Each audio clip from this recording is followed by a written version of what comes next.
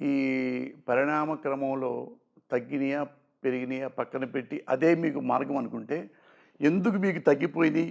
మీరు ఇండస్ట్రీలో కొంతమంది హీరోని విమర్శించారనా, ఇంకోళ్ళు విమర్శించారనా, అందుకు తగ్గిపోయినాయా అని పక్కన పెట్టు. చెప్తా. ఇప్పుడు ఎల్బి శ్రీరామ్ గారు తెలుసుగా, అవును. చాలా మంచోడుగా, మంచి నటుడుగా, ఒకప్పుడు కొన్ని బిజీకి చేశాడుగా, ఎవరు విమర్శించడుగా, మరి ఎందుకు పెట్టుకోవట్లే ఆయన్ని? అంటే పోసానంటే జగన్ గారి దగ్గర ఉన్నాడు కాబట్టి, వీడు కమ్మాడై ఉండి కూడా రెడ్డి దగ్గరికి వెళ్ళాడు కాబట్టి వీడు మనం విమర్శిస్తాడా? తీసేయండి రా వీడిని. తీసేశారు. మీరు చెప్పినట్టుగా విందాం. అన్నీ లేవు, ఖాళీగా ఉన్నా. నా వెంట్రుకని కూడా మళ్ళీ మళ్ళీ చెప్తున్నా. దేవుడు నాకు అన్నీ ఇచ్చాడని చెబుతున్నా. అయిపోయింది కదా. సరే, నేను దుర్మార్గుణ్ణి, నేనంటే ఇష్టం లేదు. ఎల్బి శ్రీరామ్ అంటే ఎందుకు ఇష్టం లేదు? ఉత్తముడిగా, ఒక్క మాట మాట్లాడగా, వేషాలు ఇవ్వచ్చుగా. ఒక్కో సినిమాలు కనీసం 5-6 రోజుల్లో వేషాలన్నీ ఇవ్వచ్చుగా. ఎన్నాళ్ళైంది ఆయన సినిమాలు చేసి? పాపం ఇక్కడే ఉన్నాడు కదా. అలాంటి మంచి వాళ్ళు చాలామంది ఉన్నారు, వాళ్ళకి ఎవరే? ఇది ఈ ఇండస్ట్రీ ఎవడబ్బో సొమ్ము కాదు. ఎంతవరకు ఇవ్వాలో అంతవరకు ఇస్తుంది సినికాలమ్మ తల్లి. నాకు అంతవరకు ఇవ్వాలనుకుందనుకో, అంతవరకు. ఇప్పుడు పైగా 4 సినిమాలు చేస్తున్నా, 4 కాకుండా హీరో చేస్తున్నా, ఫస్ట్ కాపీ వచ్చింది. రేపే ఎల్లుండో మీకు మీ జర్నలిస్టులందరికీ షో వేద్దామని నాగేశ్వరరావు చెప్పా. ఆ షో ఇక్కడే మా ప్రివ్యూ థియేటర్ ఉంది, అందులో హీరో చేశా. మా అబ్బాయి కథా మాటలు రాశాడు, వాడు ఉజ్వల్ రాసి వెళ్ళిపోయాడు. రాశాడు, దాని డైరెక్షన్ నేనే చేశా. ఓకే. మరి హీరో సినిమా చేస్తున్నాం ఇప్పటికి. బాగుంటే ఆడితే, బాగోకపోతే ఆడదు. చాలా సినిమాలు ఉంటాయి కదా, పెద్ద హీరోలు కూడా బాగుంటే బాగా ఆడతాయి, బాగోకపోతే బాగా ఆడవు. నా సినిమా అంతే. మెంటలకి ఇష్టం బాగుంది, హిట్ అయిందిగా. ఆపరేషన్ దుర్యోధన పెద్ద హిట్ అయిందిగా. నాకు అన్ని రకాలు ఉన్నాయిగా. సరే, మీరంటే పార్టీకి సపోర్ట్ చేయటం వల్ల తగ్గాను. ఇప్పుడు మీరన్న పాయింట్లోనే ఎల్బి శ్రీరామరాంటి గారు చాలా మంది అలాంటి వాళ్ళు ఉన్నారు. అసలు తెర కనుమరుగైపోయి ఇంట్లో బుక్స్ రాసుకుంటూ కాలక్షేపం చేస్తూ ఉన్నారు. నిజంగా చెప్పాలంటే బ్రహ్మానందం గారు కూడా చాలా తగ్గిపోయింది. ఆయన ఎందుకంటారు? రీజన్ ఏంటి? చెప్పలేదు దానికి. అంటే మీ అజంప్షన్స్ ఉంటాయి కదా. అజంప్షన్ అంటే నా వరకు నేను చెప్తా. చెప్పా కదా, నేను వైసీపీ పార్టీ. నేను మీ వరకు అడగట్లేదు, మీరు నాకు అర్థమైంది, మీరు ఓపెన్ గా చెప్పారు. అంటే పర్సనల్ అనట్లేదు, ఇండస్ట్రీకి సంబంధించి కొత్త తరం వస్తున్నప్పుడు ఎంకరేజ్మెంట్లు భాగంగా ఇలా వీళ్ళు నిర్వీర్యం అవుతున్నారా స్క్రీన్ కి? ఏం లేవు. ఇప్పుడు అక్కినేని నాగేశ్వరరావు గారు ఉన్నారు.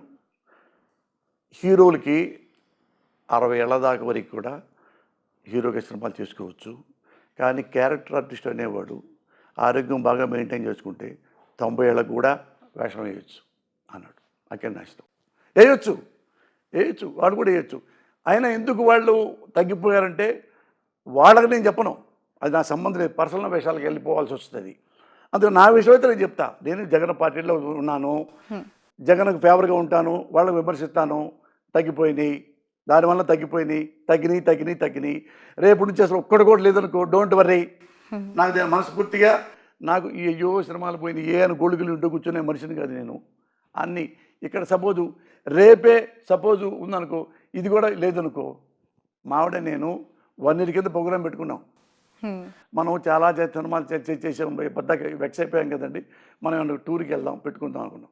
ఇండియా మొత్తం తిరిగాం. ఇట్లానే 5 star హోటల్కి వెళ్తాం.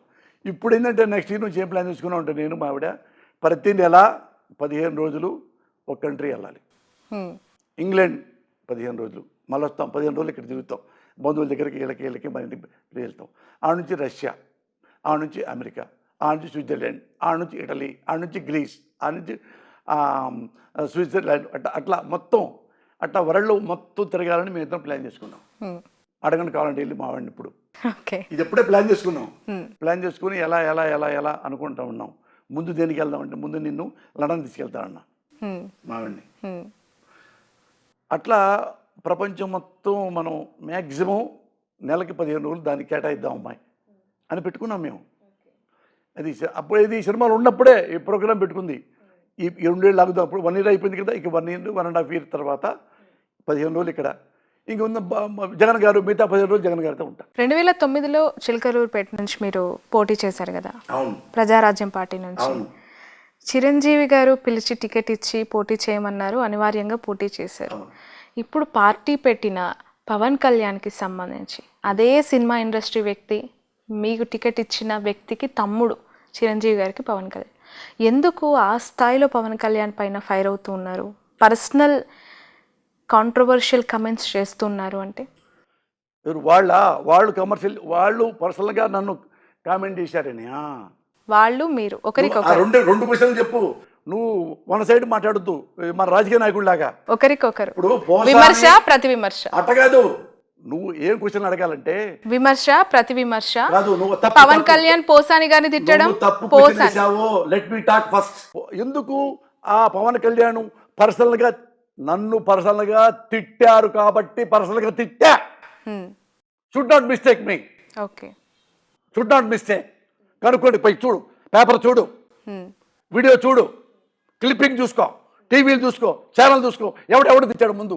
నేను ఊరుకోరు. నేను ఎవరిని ముందుగా గెచ్చను. అన్యాయంగా అంటే అసలు ఊరుకోను. చచ్చిపోయేదాకా ఫైట్ చేస్తా. ఓకే, చచ్చిపోయేదాకా ఫైట్ చేస్తా. ఆడెవ్వడైనా సరే, వాడు బాబైనా సరే, నా గురించి తప్పుగా మాట్లాడితే, నా కుటుంబం గురించి తప్పుగా మాట్లాడితే ఇదే తప్పు. శ్రావణ్ గుర్తుపెట్టుకో. ఎందుకు నువ్వు చిరంజీవి నా కోసం ప్రేమతో ఇవ్వలా. పోసాన మురళి కానెస్ట్. పోసాన మురళి నన్ను నా కుటుంబాన్ని కాపాడాడు. వాళ్ళ కుటుంబంలో అందరు నేను ఒక వాళ్ళలాగా కాపాడా. ఆ కుదురుతో ఆయన నాకు టికెట్ ఇచ్చాడు. ఏ సందర్భంలో అది ఈయన చిరంజీవి గారిని వేరే వాళ్ళ ఇంట్లో ఆడవాళ్ళని తిట్టారు. ఓకే, తులసి గారు ఇప్పుడు గొడవ అయింది. అప్పుడు నేను చిరంజీవి గారు నాకు ఫోన్ చేశారు కన్నీళ్లతో. బస్సులో ట్రావెల్ చేస్తూ ఉండగా ఈ ఎలక్షన్ అప్పుడు. అంటే ఏంటి మురళి, నన్ను తిట్టమను, అంతేగాని ఎందుకు నా ఇంట్లో ఆడవాళ్ళని ఎందుకే తిడతారు అని కన్నీళ్ళు పెట్టుకుని మాట్లాడుతుంటే, అన్నా నువ్వు అట్లా మాట్లాడు మాకు. ఎందుకంటే నేను ఆయన దగ్గర బాగుంటా క్లోజ్గా. రాజకీయాలు నా సంబంధం లేదు అప్పుడు. అయితే ఆయన అన్న నా బాధ్యత ఇక్కడ నుంచి నోరు మూపిస్తాను అని. అప్పుడు తర్వాత నేను ఎవడరా మాట్లాడింది చిరంజీవి గారి గురించి మాట్లాడండి, చిరంజీవి గారు అసమర్థుడా కాదా, అసమర్థుడు అని చెబుతాం. అదే గెలుస్తాడా గెలుస్తాడని మేము అంటాం, గెలవడం నువ్వు అంటావు, అవి మాట్లాడండి. అంత ఇంతో ఆడవాళ్ళ గురించి డీమోరల్ చేస్తారంటారు ఎదవల్లారా అని నేను వాళ్ళని తిడితే, అప్పటి నుంచి చిరంజీవి గారి ఇంట్లో ఆడవాళ్ళమని ఎవ్వరూ నోరెత్తలా ఇంతవరకు. అది ఆయన చిరంజీవి గారు పెగ్గేసుకుంటా ఇక్కడ గుండె మీద చేయబెట్టుకొని, ఇక్కడ ఉన్నాడు రా పోస్తాను నాకు, ఇక్కడ ఉన్నాడు రా పోస్తాను నాకు అన్నాడు. వాళ్ళ తమ్ముడు నాగబాబు లేడా, వాళ్ళ తమ్ముడు పవన్ కళ్యాణ్ లేడా, వాళ్ళ బంధువులు లేరా, మేనల్లుళ్ళు లేరా, వాళ్ళందరూ కూర్చోబెట్టి నన్ను ఇలా అంటున్నారా వీళ్ళు అనలేదే. నన్ను ఎందుకు అడిగాడు చెప్పు? నన్ను ఎందుకు అడిగాడు? నన్నే ఎందుకు అడిగాడు? ఇంత పెద్ద సినిమా ఇండస్ట్రీలో నా మీద నమ్మకం, డెడికేషన్తో ఉంటాడని. వాళ్ళ తమ్ముడు పిలవచ్చుగా, అరే తమ్ముడు వదిన అన్నారు, వాటి ఆడపిల్లని అన్నారు, వాడి సంగతి తెలుసు అన్నాడా? సాక్షి చెప్పంటావా? పక్కన కన్నబాబు ఇప్పుడు వైసీపీ ఎమ్మెల్యే, అదే ఫోన్ గెలిపింది. అతను వాళ్ళ తమ్ముడు కళ్యాణ్ కృష్ణ అడగండి, వాడే నాకు తిరిగాడు కళ్యాణ్ కృష్ణ. అయ్యో ఎక్కడున్నారు సార్ మీరు, ఇక్కడ రాసుకుంటున్నారా? చిరంజీవి గారు ఎప్పుడు మీతో మాట్లాడాలంట, టెన్షన్ అయిపోయింది, వాడు ఎవడు తిట్టాడు. ఇంత టెన్షన్తో తీసుకెళ్ళారు నన్ను. నేను పిచ్చినా కొడుకును కదా. అయ్యో ఒక ఆడవాళ్ళని అన్యాయంగా అన్నాడా, పైగా చిరంజీవి గారి కుటుంబాన్ని ఎందుకు అని ఆ నోరు మూపించా, అది వేరే మ్యాటర్. అయినా వాళ్ళు నన్ను చంపుతాం కొడతాం అన్నారు.